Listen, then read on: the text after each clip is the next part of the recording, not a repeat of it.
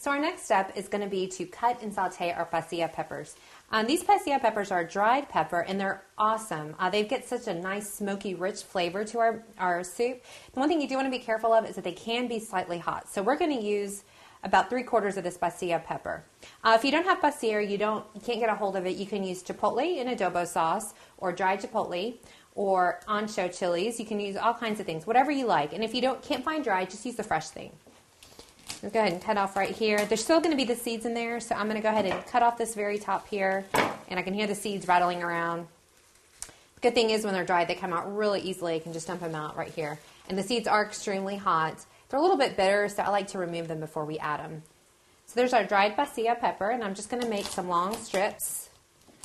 And actually, I'm going to cut these smaller because if you get a bite of these, it can be overwhelming.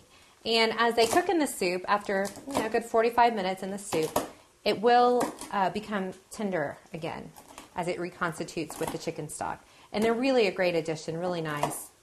If you saute them or fry them in the oil, it really gives it another different flavor and a little bit another depth to your soup. So it looks like we got our pieces here cut and ready to go. And I'm going to go ahead and add them to our soup.